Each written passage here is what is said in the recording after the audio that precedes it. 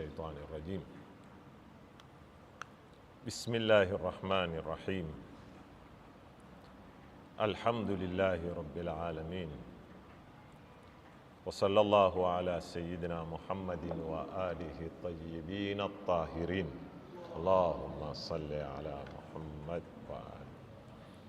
اللهم أدخل على أهل القبور السرور، اللهم أغني كل فقير، اللهم أشبع كل جائع، اللهم اكسو كل عريان، اللهم اقضي دين كل مدين، اللهم فرج عن كل مكروب، اللهم رد كل غريب، اللهم فك كل أسير، اللهم أصلح كل فاسد من أمور المسلمين، اللهم اشفي كل مريض يا رب، اللهم اشفي كل مريض يا رب، اللهم اشفي كل مريض، اللهم سد فقرنا بغناك، اللهم غير سوء حالنا بحسن حالك، اللهم اقضي عنا الدين وأغننا من الفقر إنك على كل شيء قدير. اللهم اشرح بالقرآن صدري، واستعمل بالقرآن بدني، ونور بالقرآن بصري، وأطلق بالقرآن لساني، وأعني عليه ما أبقيتني، فإنه لا حول ولا قوة إلا بك. يقول الله سبحانه وتعالى: ونفس وما سواها فألهمها فجورها وتقواها قد أفلح من زكاها وقد خاب من دساها. صدق الله العلي العظيم.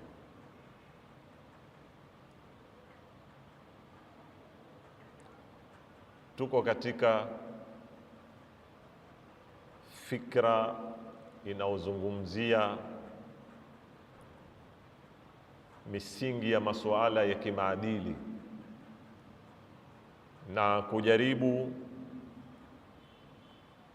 kuzitukua tabia zote ambazo ni mamia ikitokuwa ni maelfu, kuziregesha katika misingi fulani. Na yana tulisimama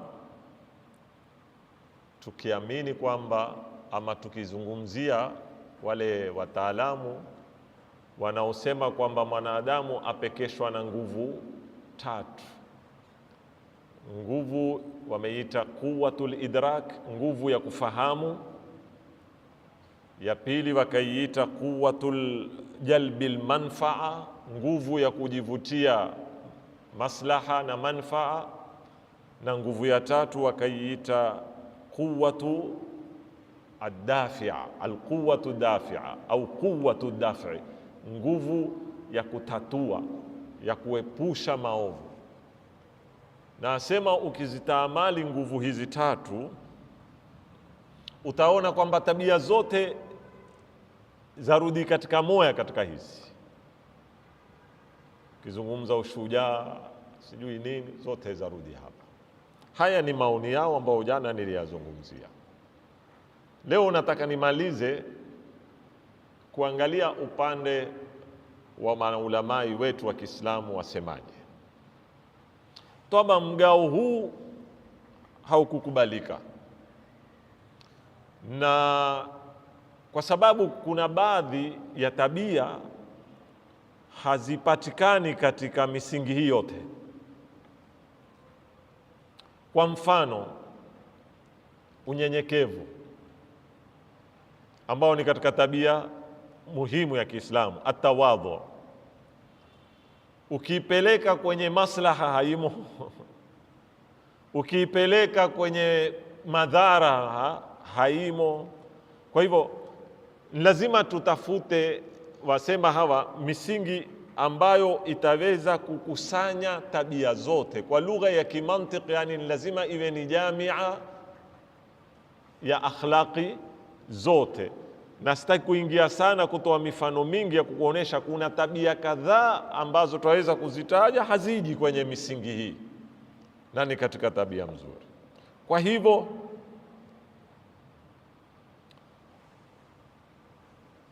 msingi muhimu ambao umezungumzwa na ni bora zaidi ni kuzigawanya tabia katika mfumo huu. Na kidogo najua nawachokesha katika mambo haya ya kielimu. Nataka turudi kwenye yale masala ya tutaanza wapi. Tulizungumza kwamba kuna madrasa tatu. Kuna madrasa ya jihadi, walionena mfumo ni wa aljihad, jihadu nafsi, sio? Kuna mfumo wa kitabibu kwamba ni kupambana na maradhi. Alafu tukanena kuna mfumo wa tatu ni mfumo wa safari. Ni madrasatu sairi wa suluk. Innaka kadihun ila rabbika. Sasa hapa ndipo mimi nitaka leo tupaingie. Mwanadamu katika safari yake ya kiroho, si ya kimwili, ana safari aina 4. Kitaka kusafiri katika kutengeneza tabia zako, lazima utembee katika safari ngapi? 4. Na hizi safari 4 mkizifahamu, mutaona akhlaqi zote za rudi katika moya katika hizi safari 4. Safari ya kwanza wanena ni safari ya kutoka kwa mja kwenda kwa Mungu, kwa muumba, minal khalqi ila al khaliq. Na hapa ndipo mtu yoyote atakao kuanza kujirakibisha ataka safari yake ianze hapa. Vipi? Tukinena safari ya kutoka kwa mja, kwanza ni kutambua kwamba wewe umeumbwa. Suala la kwanza liko hapa. Ukitaka kujenga Uislamu wako, kitu cha kwanza ni kutambua kwamba mimi nimefanya nini? Nimeumbwa. Na ukumbwa ndani ya makubali haya ya kukiri huku, kuna kukiri aliyekuumba. Sio? Tumefahamu vizuri sana jamani. Mfano, umekwenda nyumbani, ulikuwa huko wewe, ukenda jirani yako amekwambia, bwana, kuna mtu amekuja hapa amekuatia amana yako hii. Nani? Si huyu bwana, ameniambia kia nikupe. Ijalie amana ile ya zitu, kama leo mathala Ramadhani, pengine ni chakula, ni kadha, au mathalan ni ya kitu, pengine ni bahasha mzito, kiifungua ndani pesa za kisasa. Kama mwanadamu yoyote, awe na dini asiwe na dini, utaona kwamba siku ile yote huna raha, wataka kumuyua ni nani alionietea hizi zitu. Na hata ukajaribu kuipurukusha, utamuuliza ule ni nani? Allah, si huyu bwana, amekuja tu mtu hapa amenipa, ameniambia nikupe. Ukoje? Mrefu, mfupi, mwembamba? Yani utaiona ruhu yako na nafsi yako inataharuki, hutaki kutulia mpaka umuyue ni nani alionietea hiki. Kwa sababu gani? Kwa sababu wakati ule mwanadamu ana tabia, akishakukiri amefadhiliwa, ameneemeshwa, huwa ana hamu kumjua aliyemfadhili ni nani na aliyemneemesha ni nani, angalau enda akamwambie shukrani. Nafikiri tumekubaliana katika msingi huu. Huwezi unene yote lala tu, na lau hukumpata alokuetea, basi wewe utaketi, hata kama ni mwezi ni mwaka, halikutoki kwenye roho yako jambo lile. Na hii ndio tunaita kutambua na kukiri kufadhiliwa. Kwa hivyo katika safari yoyote ya kujirakibisha mwanadamu na kuanza safari ya kubadilisha nafsi yako kimaadili, kitu cha kwanza, na nitakuja kuwapa dalili za aya sasa hivi, kitu cha kwanza ni kutambua kwamba wewe umeumbwa, ni makhlukun, sio? Na ukishakukiri kwamba mimi nimeumbwa, yani kuna aliye kuumba, na ukishakukiri kuna aliye kuumba, unaanza safari kumtafuta ni nani, ni nani aliyeniumba. Na ndio changamoto wanaotuletea leo maadui wa Uislamu, wanalenga huu msingi wa kwanza wa safari ya mwanadamu wa kukanusha Mungu. Sasa hapa itakubidi umtafute Mungu. Tamani kumtafuta Mungu haimaanishi kuingia barabarani kumzengea. Kumtafuta Mungu haimaanishi kupanda ndege kwenda mbinguni kumtafuta. Kwani sisi tushamuiwa, sisi ni Waislamu. Maana ya kuwa Waislamu ni nini? Tumekubali Allah subhanahu wa ta'ala ndiye ametuumba. Kumtafuta Mungu hapa na maanisha, ikiwa Allah subhanahu wa ta'ala, mimi binafsi sasa sitaki watu, kila mtu na nafsi yake. Ikiwa mimi nakiri kwamba Mwenyezi Mungu subhanahu wa ta'ala ameniumba na amenieta hapa duniani na amenineemesha, je, mimi nimetambua hilo? Na kama nimetambua, nimelitambua vipi? Hapa ndipo tunapoingia kwenye msingi wa kwanza wa kushukuru. Kushukuru ndio hatua ya kwanza ya kila kitu, na ndio utaona katika suratul Insani Mwenyezi Mungu alipowagawanya watu anena inna hadainahu sabila, hakunena imma musliman, anena ye imma shakiran wa imma kafura. Mlango wa Uislamu kunena tu mimi ni Muislamu, la ilaha illa Allah Muhammadur Rasulullah, haikubadilishi kitu isipokuwa la ilaha illa Allah ile kwamba ushamkubali Mungu, wamshukuru. Wa qalilun min ibadiya ash-shakur.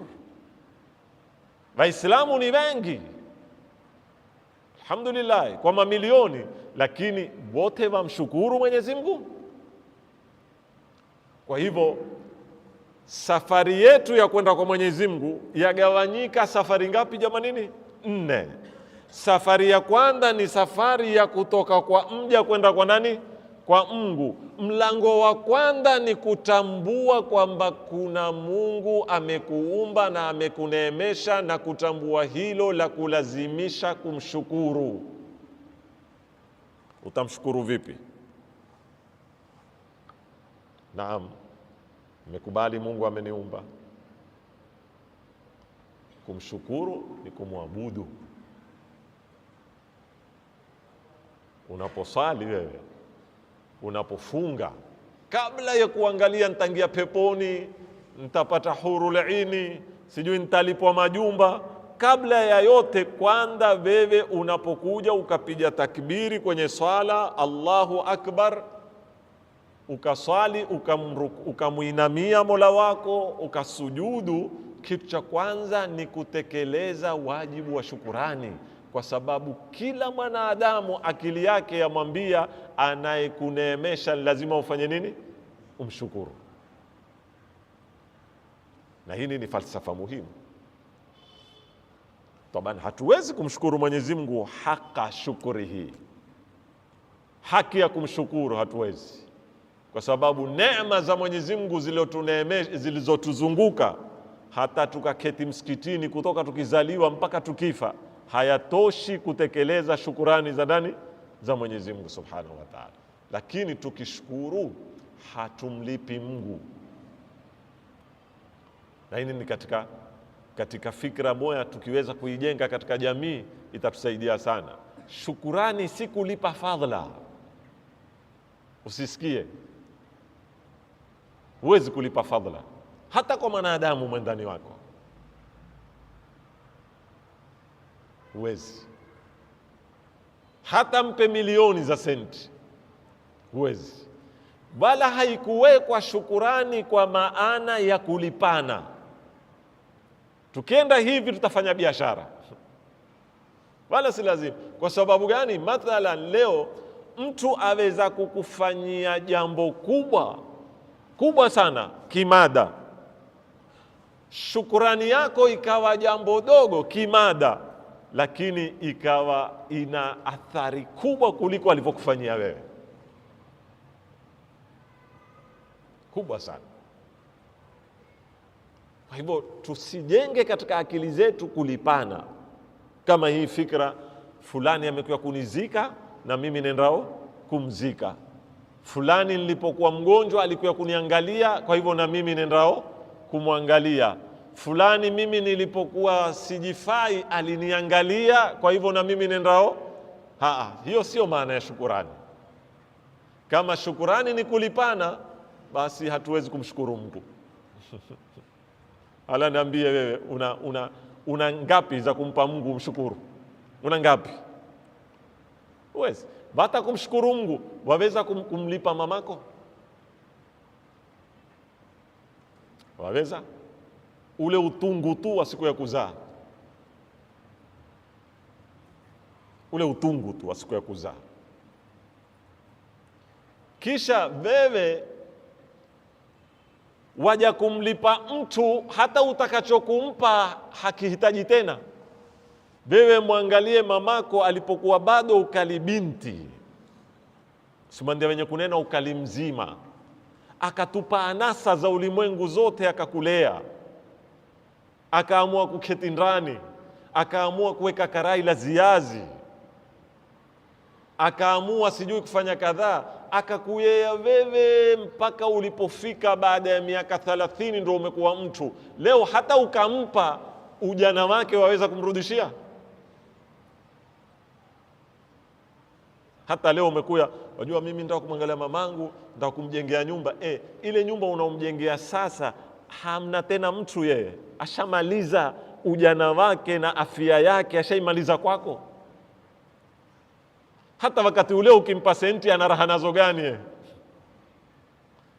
Ametumia miaka 30, mathalan Mungu amempa vijana 3, vijana 4, amepigana kuyea, hana cha kwenda, simandia watu wa sasa, hana cha kwenda auti, hana nini, imembadilisha mwili wake. Alikuwa mzuri, ana mwili ukamilishie. Leo kwa sababu ya kuzaa na kusondesha na kubeba, amekuwa sampuli, hamo tena mwili, hakuna mtakao tena. Wewe ukiekewa sasa, hamlipe huyu, waweza kumrudishia ujana wake? Waweza kumrudishia urembo wake? Wewe ukaiona ati wajua mmemjengea nyumba mama, nyumba mmempa nini? Ukawa ndio wimbo huifaharisha nao. Sijui unaelewa jamani nini? Huwezi kumlipa mtu kwa sababu pale unapokuwa na uwezo wa kumlipa, yeye ashatoka kwenye hiyo stage aliyokuwa ahitaji. Waweza kumrudisha kwenye ile stage? Mrudishie tena fadhila zake? Sasa ndio nikakwambia hakuna fikra ya kulipa shukurani. Hakuna. Shukurani si malipo. Shukurani falsafa yake ni nini? Shukurani falsafa yake ni kukufanya wewe unaishukuru kwanza, ina faida kwako, si kwa mwenye kushukuriwa. Wewe unaishukuru utambue kwamba kuna neema, kwa sababu huwezi kushukuru kama huzioni neema. Una attitude negative saa zote, walalamika tu, huwezi kuendelea, kwa sababu huoni neema, waona matatizo tu. Lakini ukijizowezesha sifa ya kushukuru, utajizowezesha sifa ya kuwa na positive nini? Attitude. Positive attitude kisaikolojia ina impact kubwa. Istoshe itakufanya wewe uzione neema ulizonazo, opportunities ulizonazo ambao hujazitumia, itakupa wewe kujiendeleza. Pili, itashajiisha neema kuendelea. Ule unayemshukuru kwamba shukrani umenisaidia, ingawa hukumlipa, akiona kwamba kumbe mimi nimefanya wema, umetambulika, itamfanya na kesho amfanyie mwingine. Ndio ile la in shakartum la azidannakum. Shukrani itasababisha watu kuendelea kufanya wema, na kuata kushukuru itasababisha kustopisha watu. Waila hakuna mtu, wajua kila mtu japokuwa hufanyia Mwenyezi Mungu, hatukatai, lakini kila mwanadamu apenda kutambulika kwamba yeye afanya. Ni tabia ya mwanadamu, wala si ria. Ria nkutangaza, sio? Lakini kila mwanadamu apenda, na kama alikuwa hapendi hangefurahi mtu akiambiwa shukrani. Hala wewe jiweke wewe, siku umemfanyia mtu wema akakufuata mpaka nyumbani akamwambia bwana, nimekuja kukushukuru kwa kunisaidia, wewe utasikia raha gani pale? Nasikia raha. Sasa katika safari ya kimaadili, safari ya kwanza ni safari yetu ya kwenda kwa nani? Kwa Mwenyezi Mungu Subhanahu wa Ta'ala. Na hatua ya kwanza katika safari hii ni nini? Ashukuru. Tuanzeni hapa. Inna hadainahu sabila imma shakiran wa imma kafura. Hata Mwenyezi Mungu Subhanahu wa Ta'ala aya yake ya kwanza ya kueleza maarifa anena ile tumewatoa kwenye matumbo ya mama zenu, la ta'lamuna shay'a, akhrajakum min butuni ummahatikum la ta'lamuna shay'a. Tumewatoa kwenye matumbo ya mama zenu hamuyui chochote, sufur, zero. Kisha angalia Mwenyezi Mungu anena tukawaneemesha, wajaala lakumu sama, tukawapa masikio, wal absara, na mato, wal afida, na nyoyo za kufahamu. Kisha anena mwisho ni la'allakum au qalilan, nimesahau katika qalilan, ni qalilan ma tashkurun au la'allakum tashkurun, au kama qala. Tusisome aya makosa, lakini ninachotaka mimi, aya ikimaliza baada ya kutolewa kwenye matumbo ya mama zenu hamuna kitu, mukapewa neema, muzifanye nini hizi neema? Kwanza mumshukuru Mwenyezi Mungu, anishkurli kwanza katika hii safari. Baada tukishukuru itatusaidia nini? Itatupa msukumo wa kumwabudu Mwenyezi Mungu, kwa sababu mwanadamu utamshukuru vipi mwanadamu? Utakwenda utamwambia shukran, utakwenda utamwambia ahsanta, ama utampekea zawadi pia na wewe. Mathalan, mtu babako amekuyea, amekulisha, amekusomesha mpaka umekuwa mtu leo, mpaka wewe mwenyewe umejiona kwamba leo katika jamii waitwa nani? Mwanadamu. Kichache yambo utakwenda kwa babako utamwambia baba shukran kwa malezi yako, ama utamnunulia zawadi. Utaangalia babangu mimi apenda kitu gani, utamnunulia, hata kama ni kitu cha shilingi 10,000, hata kama ni kitu cha shilingi 5,000, hata kama ni kitu cha shilingi 1,000, utampekea nini? Baba, hii ni shukurani kwa malezi yako. Ina athari kubwa katika nafsi. Wa hakadha, ni kiongozi amekufanyia jambo, utamshukuru. Lakini sasa suala, Mungu utamshukuruye? Mungu utamshukuruye? Tujiulizeni hili swali. Istoshe, katika misingi muhimu ya kiakili na inaokubalika na kila mtu, shukurani siku zote ni lazima iwe kwa kiwango cha cheo cha mwenye kushukuriwa. Narudia, katika misingi ya kiakili, wakati unapomshukuru, shukurani ni lazima ilingane na cheo cha nani unayemshukuru. Ikitokuwa ni mustawa wa cheo chake, itabadilika, itakuwa ni dharau. Na nikinena ilingane, nifahamuni sana, haimaanishi kima cha senti. Yaweza kuwa ni 10,000 isilingane ikamwangushia cheo. Yaweza kuwa ni 500 ikalingana ikawa ni shukurani. Msiende kwenye fikra ya ni senti ngapi. Nitawapa mfano. Kijana miaka 6 sasa hivi nimemwambia mkuu wa ala ndo kutume dukani, nenda kanunulie na mimi credit.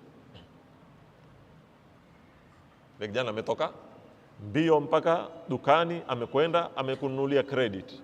Ama shika ili mfuko ni pekea nyumbani, pengine umenunua kitoweo. Wataka kumshukuru ule kijana, si amekufanyia wema japokuwa ni mtoto. Akia ukatukua paramandi ukampa topical ama chocolate ama shilingi 10, atafurahi ama afurahi? Atafurahi. Kwa sababu gani? Ulichompa chalingana na nafasi yake. Yeye ghayatu fikrihi ni apate chocolate, ikizidi ya ice cream. Lakini hala leo wewe mwamkue mtu mzima, MCA mathala, mwambie MCA, bwana mimi nina shida, nataka huduma kwako. Gani? Huduma kadha kadha. Amekwenda amekufanyia, akirudi utakumpa shukrani, ukamtundia paramandi ukampa. Huo umemshukuru ama umemtukana? Ukamtundia shilingi 1000 ukampa. Yeye hahitaji 1000 kutoka kwako. Yeye aweza kutoa 10,000 kukusaidia wewe. Yeye hahitaji kitu ambacho kiko tofauti na unachohitaji wewe. Kwake ni bora umwambie shukran, sitakusahau. Ina thamani zaidi kuliko kumpa kitu.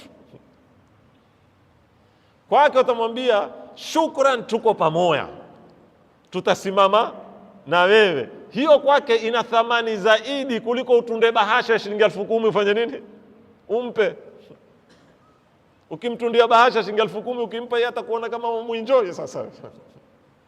Sijui mnaelewa vizuri sana. Kwa hivyo shukurani haitolewi tu. Kuna baadhi ya shukurani huwa matusi, ni kumtukana mtu.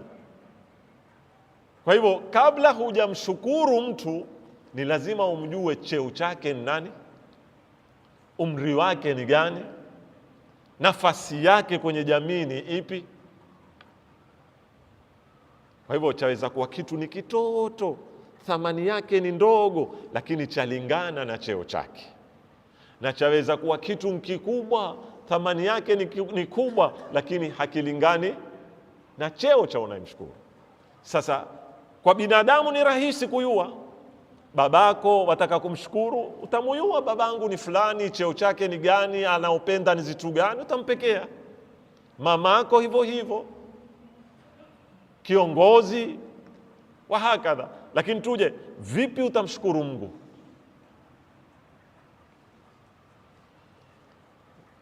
Kuna zawadi gani tutampekea Mungu? Na je, upo uwezekano wa kupeka hizo zawadi? Hulani Mungu tumwangalie chakula kizuri tutampekea? Waliyadhu billah. Huvani Mungu tuangalie nguo mzuri tumpekee kumwambia shukran? Ahitaji kujengewa? Ama wewe mathala utakumshukuru babako amekuyea ukamjengea kijumba, kwa Mungu amekupa uwezo ukamjengea hapo kwa kirumu kimoja, kumwambia baba keti, shukran kwa kazi yako. Mungu atakujengewa rumu? Nini utampatia Mungu? Nifuatani kwa uzuri sana hapa. Hapa ndipo kunapoingia kitu, kwa nini twamwabudu Mwenyezi Mungu? Moja katika misingi muhimu na falsafa ya ibada ni kumshukuru Mwenyezi Mungu Subhanahu wa Ta'ala. Si masala ya kutafuta pepo kwanza. Hata kama kulikuwa hakuna pepo, hakuna moto, na mathalan tukishakufa hakuna kiyama, Mwenyezi Mungu ametuumba tu akatuneemesha tuishi, ukishakumaliza maisha yako kwisha wantaha. Ingelibidi kwa misingi ya kiakili tumshukuru Mwenyezi Mungu kwa kutuumba na kwa kutupa neema, na tutekeleze ibada hata bila hisabu ya pepo na moto. Nafikiri tuelewana vizuri katika safari hii. na hakuna ndia ya kumshukuru Mwenyezi Mungu inaolingana na cheo chake kama Mungu muumba, isipokuwa ni kusarenda, ukapiga magoti katika ardhi, ukaweka ziungo zako zitakatifu katika mwili wako, ukazitandika katika ardhi. Sijda yamaanisha nini? Sijda yamaanisha upeo wa kujidhalilisha. Vipi upeo wa kujidhalilisha? Kwa mwanadamu hakuna mahala patakatifu kama uso wake. Hapa ndipo mahala pa kwanza anapopalinda mwanadamu. Hata mfano kukirushwa kitu bila ya kutaka, mikono yako moja kwa moja huenda kukinga wapi? Uso. Kukitokea lolote moja kwa moja utamwona mwanadamu kitu cha kwanza ulinda nini? Uso. Sababu ndipo mahala anapopajali. Mwenyezi Mungu amekwambia nenda ukapaweke tiati kwenye ardhi. Zitanga zako ziwili za mikono ambao ndio unaoshikia, unaulia, unaofanyia kila kitu. Wewe ukitaka kwenda kula paka ufanye nini mando? Uziweke katika ardhi. Kumwambia Allah shukran. Tuele Mwenyezi Mungu amri ya kwanza alotuamrisha akatuambiaje? Waqadha rabbuka alla ta'budu illa iyyahu wa bil walidaini ihsana. Angalia shukrani hiyo. Ukishakuumbwa kwanza, alokuumba nani? Ni Allah. Alokuwa sababu ya wewe kuumbwa nani? Ni babako na mamako. Angalia hii aya. Alokuumba kwanza nani? Allah. Alokuwa sababu ya wewe kuumbwa, alosababisha paka wewe kuumbwa nani? Ni babako na mamako. Ndio walokuweta hapa duniani. Sasa na Mwenyezi Mungu akwambia, baada ya kumtambua Mungu ambaye ndiye muumba, pili watambue nani? Wazazi wako ambao ndio sababu ya wewe kuumbwa. Waqadha rabbuka alla ta'budu illa iyyahu wa bil walidaini ihsana. Shukurani ya Allah ni kumwabudu. Shukurani ya wazee wawili ni kuwatendea, hususa watakapokuwa wazee, hususa watakapokuwa sasa na wao wahitaji kuangaliwa, sio kuwapeka kwenye majumba ya wazee. Ndio wa imma yablughanna indaka alkibara ahaduhuma au kilahuma fala taqul lahuma uffin wa qul rabbi irhamhuma wala tanharhuma wa qul rabbi irhamhuma kama rabbayani saghira. Angalia Mwenyezi Mungu akwambia, baada ya kuwatendea hisani haitoshi, fa imma yablughanna indaka alkibara, pale watakapokusikilia wakiwa indaka, sio inda nyumba za wazee, wakiwa kwako, watakapokusikilia wakiwa kwako, utu uzima, mmoja wao au wote wawili, au kilahuma ahaduhuma au kilahuma, fala, usiwaambie hata neno ya kitunu tu, kile cha kulalamika, baba naye, mama naye, japokuwa wafanya, lakini mama naye, wallahi hiyo pia ni madhambi. Ni wengi tufanya madhambi haya jamani, ni si rahisi. Mtu akiwa na wazazi akaafikiwa kuwatii, atakashukuru Mungu kwa sababu si matezo kusema la kweli. Kuyanena hapa ni rahisi, lakini yakiadia, na hasa wakiwa wameanza kuwa na watu wazima, wameanza kupiswa, mzigo Sheikh kabisa, ni mzigo. Utaka ushukuru, na ndipo pale ukaambiwa aljannatu tahta, pepo iko hapo. Fala taqul lahuma uffin, wala usiwakaripie, wala tanhar, sio kule kukaripia, yani ni kuzungumza nao kwa sauti ya juu. Baba nawe wewe, Mama yako akwambia kitu, mama wewe naye bwana, wallahi mama mimi sura nikwambiao, haramu. Wala tanharhuma.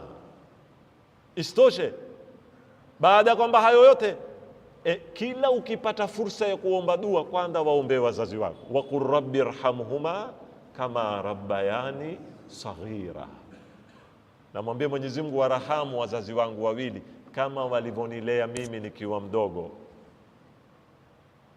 Shukrani. Sasa shukrani itatupeka kwenye ibada. Mwanifuatilia vizuri jamaa, cheni. Safari tumenena za kwenda kwa Mwenyezi Mungu ni safari za maadili ni safari ngapi? 4. Tumeanza ya kwanza sisi. Safari ya kwanza waiita wanazuoni minal khalqi ila al khaliq, yatoka kwa mja kwenda kwa Mungu. Yendaje? Kwanza ili utoke kwa mja ujikubali we ni mja na kuna Mungu. Ukikubali we ni mja kuna na Mungu, yani we umeumbwa, yani we umeneemeshwa. Kwa hivyo hatua ya kwanza ni nini? Kumshukuru Allah. Kwa hivyo tabia ya kwanza inayotakikana itendwe katika dunia ni nini? Shukurani. Shukurani itatupelekea wapi? Kwenye kumwabudu. Nazifupisha hatua, nimenena kumshukuru Mungu hakuna kitu tutampa kitamfaa isipokuwa tu ni kudhalilika mbele yake tukamsujudia. Ukiingia kwenye kumsujudia na kudhalilika, itakupeka kwenye tabia ya pili. Baada ya shukurani itakutengenezea dalili ya tawadhu, unyenyekevu, ambao ni kinyume cha kibri. Mtu anayeweka ziungo zake kwenye ardhi, mtu anayeweka paa lake la uso kwenye ardhi, mtu anaoamini kwamba kila nilicho nacho si changu, nimepewa na nani? Na Mwenyezi Mungu, hana nafasi ya kumdharau asokuwa nacho, hana nafasi ya kuwaona watu wote mbapuzi, yeye ndio bana. Hakuna nafasi hiyo. Ikiwa tumeingia kweli katika mlango wa shukurani, ukatupeka kwenye ibada, tukadhalilika mbele ya Mwenyezi Mungu, hakuna kitu kitatubagua sisi kama wanadamu, ikiwa sote twajiona ni waja wa nani? Wa Mwenyezi Mungu Subhanahu wa Ta'ala. Kwa hivyo katika safari hii ya kwanza, hatua ya kwanza ni shukurani, yatupeka kwenye ibada. Ibada yatupeka kwenye nini? Alkhudhu'u amama albari Subhanahu wa Ta'ala, kunyenyekea. Hatua ya tatu, tukianza kutambua mambo haya, yatatupeka kwenye aridha wa taslim, kuridhika ulichopewa na Mwenyezi Mungu Subhanahu wa Ta'ala. Jamaa, twaziunganisha tasbihi. Kwa nini utaridhika? Kwa sababu alotupa ni Mungu, na Mungu ndio alotuumba. Ikiwa mimi Mungu alinipa hiki, yule hakumpa, na yule amempa kile, mimi hakunipa, tatizo liko wapi? Ikiwa Mungu mimi alifanya mrefu, yule akamfanya mfupi, yule akamfanya mpana, yule akamfanya mwembamba, tatizo liko wapi? Kwa nini mimi mpigane na wewe na sio nilokupa wala sio ulonipa? Itakuja kitu kinachoitwa aridha wa taslimu li amrillah, kuridhika na ulichonacho. Na napenda kuweka kwenye mabano, watu wengi hushindwa kudigest baadhi ya vitu. Nikisema kuridhika ulichonacho, haimaanishi tusiwe na ambition. This is very important. Kuna watu kwambia, basi maadamu Mungu mimi amenipa hivi nilivyo, yangu nsima nibaki kwenye nsima, na nikijaribu kufanya bidii nitoke kwenye sima kwenda kwenye pilau, utakuwa mmekataa. Si hivyo, si hivyo. Fanya bidii, toka pale ulipo uende pangine. Kuridhika inamaanisha fight kwa nafsi yako, usiande kuwa na chuki na wengine. Upo vizuri? Maana ya kuridhika, jiulize suala hili, mimi mbona siyafaulu? Mimi nikitaka kufaulu zaidi, kwa nini sifanyi bidii? Hiyo bado umeridhika, huyatoka kwenye ridhaa ya Mwenyezi Mungu. Kutoka kwenye ridhaa, mbona fulani una kitu fulani, mbona fulani una kadhaa, hapo sasa ndio utakwenda kuingia kwenye kitu itwa hasadi, chuki, baghdha. Sawa? Hapo itakupeka hapo. Kwa sababu wewe huangalii kujijenga, waangalia kwa nini fulani. Sasa wewe unataka kumuingilia Mwenyezi Mungu kwenye kugawanya, ndio hujaridhika. Na hii ndio maana ile radhina billahi rabban wa bil islami dina, aridha. Na aya za ridha katika Qur'ani ziko tele, na nyiradi tunazoeta tele kukariri. Tumeridhika na Mwenyezi Mungu, akitukua chake tumeridhika, akiweka chake tumeridhika ya Rabbi. Hani hatutoki kwenye mipango ya matakwa ya Mwenyezi Mungu Subhanahu wa Ta'ala. Kwa hivyo tutaingia kwenye kuridhika, na tukiingia kwenye kuridhika itatutoa kwenye tabia nyingi mbovu: uhasidi, chuki, kutukiana na mambo kadhaa. Hii ndio safari ya kwanza. Sasa hii safari ya kwanza twaweza kuiandikia mlango mzima wa akhlaq. Hii ni safari kutoka kwa mja kwenda kwa Mungu. Safari hii ukiitembeza utaweza kuweka karibu akhlaqi mbovu na nzuri karibu 20-30. Sasa anza hapo kabla hujaja kwenye mambo mengine. Mlango wa kuanzia ni shukrani. Shukrani itakupeka kwenye ibada, na huzianzi kwa zote hizi. Kwa wale wanaotaka kujilelea nafsi zao kuingia katika safari ya maadili, lazima utengeneze program. Mathalan, jipe mwaka mzima. Mimi mathalan si swali, nataka ni swali faradhi tu, kabla hujatia mambo sijui sunna, baadia, kablia, nini. Faradhi kwanza nitekeleze hii. Mimi uswali, lakini mara uswali kwa wakati, mara wakati huwa ni qadha, mara iweke hapo changamoto, mpaka uone nafsi yako imeingia sawa. Si masala ya kupeka mikono tu kwamba wewe watu wenda msikitini waendeme, wale wasio kufanya kadhaa nini, wale ndio sijui ihyai leo, wale sijui ndio tikafu, wale humo tu. Wewe una mwelekeo. Ukimaliza kufanya mambo yale ni kama administration, Sheikh. Kila kitu ni kama management, mpaka uwe na strategic plan, ujue ninachokifanya na kwa muda gani na nitapata impact gani. Ujilelee, na utaona wewe ukiweza kujiwekea zitu kama hizi, wapanda kila baada ya muda waongeza dozi, uje na zitu zingi baadaye barabarani zitakuja yenyewe. Safari ya pili, safari ni nne. Safari ya pili, ukisha kwenda kwa Mungu warudi sasa. Ile safari ya kwanza kila unachokifanya ni wakifanya ili kikupeke kwa nani? Kwa Mungu. Sasa safari ya pili ni minal khalqi ila al khalqi. Safari ya kwanza nimewambia minal khalqi ila al khaliq, kutoka kwa muumbwa kwenda kwa muumba. Safari ya pili ni kutoka kwa kiumbe kwenda kwa kiumbe. Sisi kwa sisi.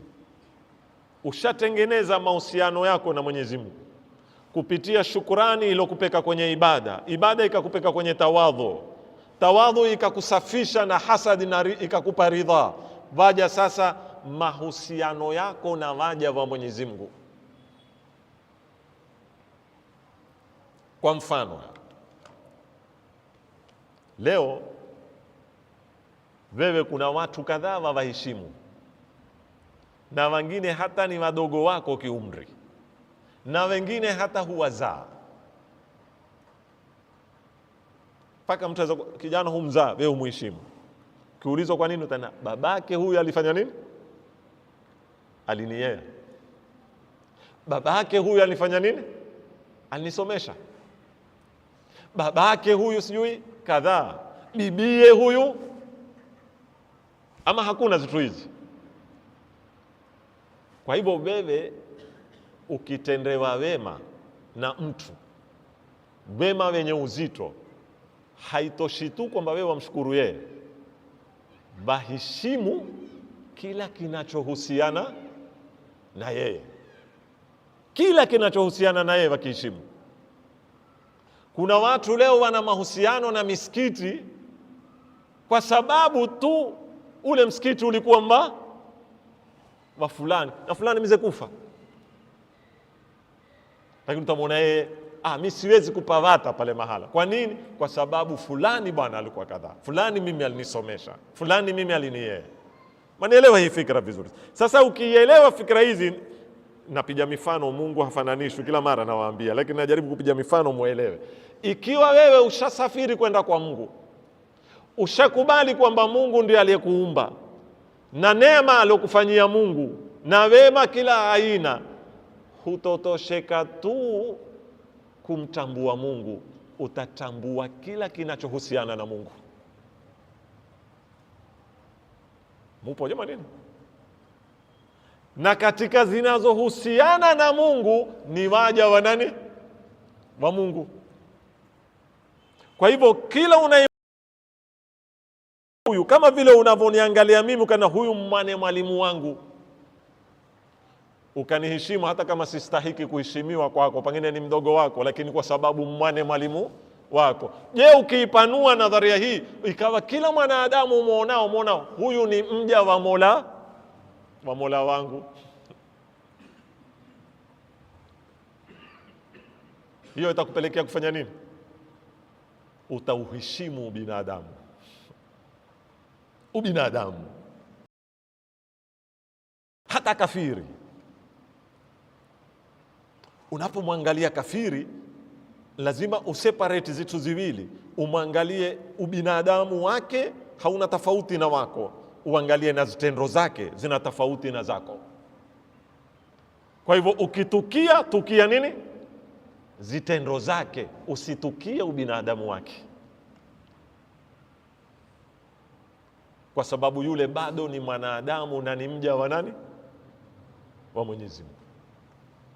Kama alikuwa ule ubinadamu wake haustahiki kubaki katika maisha, wewe wenda kumuua, alikuwa apasao kumuondosha kwenye maisha zaidi ni nani?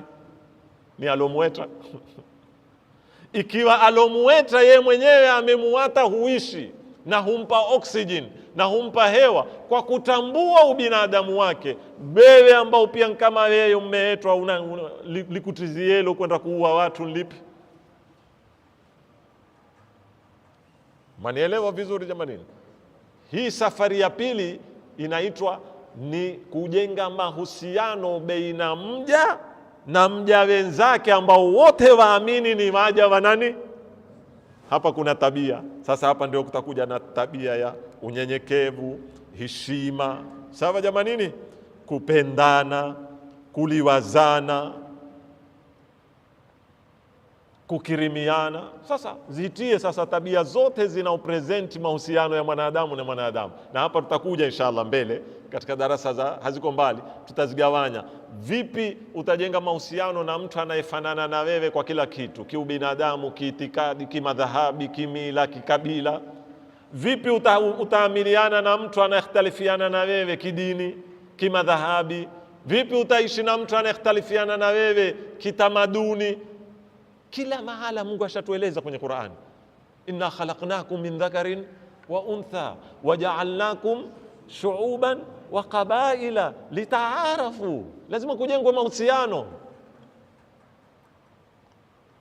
isiwe ukabila ni sababu ya kutugawanya, na dini pia isiwe ni sababu ya kutugawanya, na madhahabi pia yasiwe ni sababu ya kugawanya.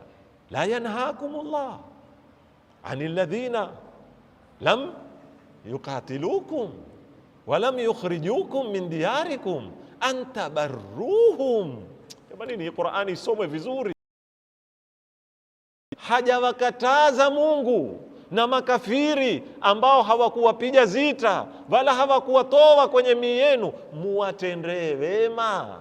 Birrul walidaini ndio hiyo, kama mnavyowatendea wazee muwatendee wema makafiri, kwa sharti yeye hajatangaza uadui na wewe. Wewe huna haki ya kutangaza uadui na yeye kwa sababu yeye ni kafiri tu. Hii aya iko wazi kwenye Qur'an, la yanhaakumullah, hajakataza Mwenyezi Mungu nyinyi na watu gani? Alladhina lam yuqatilukum, na wale ambao hawakuwapiga zita nyinyi, hawana habari na nyinyi, waongela mambo yao na nyinyi ongela mambo yenu. Walam yukhrijukum min diyarikum, wala hawakuja kuwatoa kwenye miji yenu. Kuwafanya nini ya Rabbi? Hujatukataza an tabarruhum min albirri, sio muishi na kwa uzuri, muwatendee wema. Mukipika pekani na kibakuli, hata kama hawafungi, maadamu njirani hajateta na wewe, hajakutangazia zita, mtendee wema. Hii neno birri likija kwenye kutekelezwa, laweza kuapply kwenye ni jirani yako, mpe haki za ujirani. Ataka mai, mpe mai. Una kisima, mpampie mai. Huu ndio Uislamu jamani. Kwa nini? Muangalie kwamba na yeye ni abdun min ibadil la. Kafiri wake atakwenda yeye na nani? Na Mola wake. Sisi hatukupewa kazi hiyo. Naam, watu wamekuja wametangaza uadui, wamekuja kutupiga zita, hayo masala. Hapo tutakuwa na haki ya nini? Haki difai anin nafs, haki ya kujidefend. Hayo hata lugha nyingine, lakini hakuna mambo. Na ndio Mtume sallallahu alaihi wa sallam amefanya mikataba na Mayahudi, akaishi nao, wakavunda wao mikataba. Delegation imekuja kutoka na jirani ya Wakristo mpaka Madina, wamepokewa ndani ya msikiti wa Mtume. Walipokuwa waketizia msikitini, humgoja Mtume, Mtume amwambia wageni wako wamekuja, wakaanza kuabudu ndani ya msikiti wa Mtume. Masahaba wakawa wakali. Tumesema la, wateni.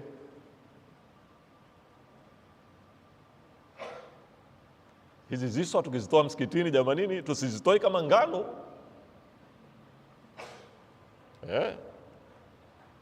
Na sisi tumwambia laqad kana lakum fi rasulillahi, sio uswatun hasana. Mtume sallallahu alaihi alipodhikika hapa, hakuna kipindi kigumu ambacho amekipitia Mtume zaidi ya hiki. Madina, Maka, hana ndia, amebanwa kila upande. Mkewe ambaye msaidia kipesa amekufa juzi, wafati yake katika tarehe 10 nafikiri ya Ramadhani. Ami yake ambao ndio kinga yake amekufa, na Khadija amekufa, Abu Talib amekufa, Makureshi mtukana upanga kumuua. Ana kikundi cha watu kidogo, na watu wenyewe pia ni wanyonge, hawawezi kujisaidia hata kumsaidia Mtume. Kina Bilali, kina nani?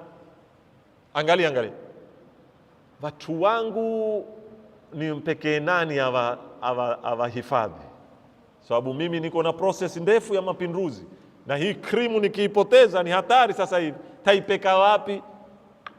Nendeni Habasha, kuna mfalme Mkristo mwadilifu. Upo jamani nini?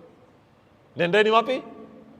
Habasha. Aliwaambia yeye, kwa sababu kule kuna inna fiha malikan, kuna mfalme kule hakubali dhulma. Ule Habasha alikuwa Muislamu? Ule alikuwa ni nani? Mkristo. Wakatoka wakaenda paka kule. Makureshi wakasikia hiyo habari, wakamtoa Amru bin al-As na wapili ambao walikuwa ni marafiki zake Najashi kibiashara, kwamba hawa wana influence tu. Wakaenda na mazawadi kumconvince Najashi awatoe, waregeshwe wale huko. Wakaenda wakampa mazawadi, wakamjaza kasumba. Hawa kule wameasi, hawa utukana mababu zao, hawa vipi. Angalia Najashi, angalia uadilifu jamanini, hauangalii dini. Akamwambia naam, nimewasikia, lakini siwezi kutukua uamuzi mpaka niwasikie na wao. Waitisheni, wakaitwa, hazungumzani.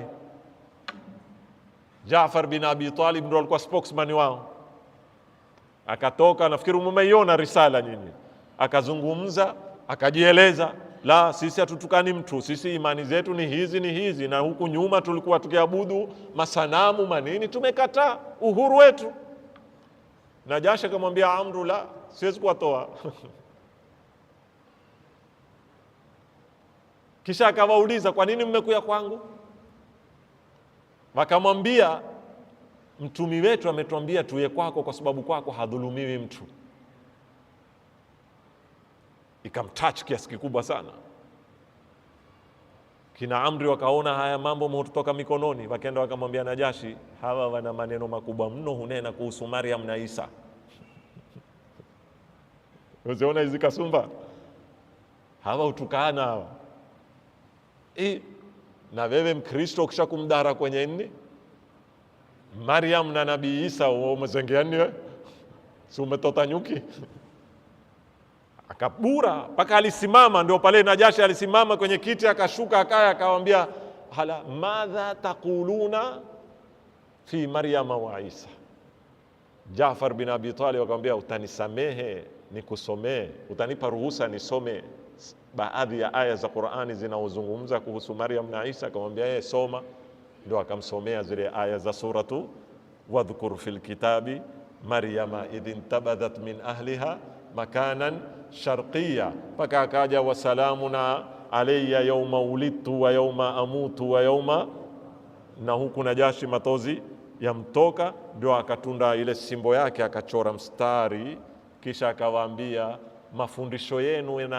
mafundisho yenu na yetu tofauti yake ni mstari tu. Nendeni mkaishi kwenye chini ya dola yangu kwa amani mpaka siku mtakapokurudi. Amri siwezi kuwapatia hawa. Wale wakaketi nyaka kule, na ndio sababu mpaka Uislamu kuja huku kwetu. Na ndio watu wanena, nimemaliza dakika, sitaki kuingia nukta nyingine, namaliza hapa. Na ndio kuna baadhi ya wanahistoria wanena Uislamu uliingia Afrika kabla ya Madina.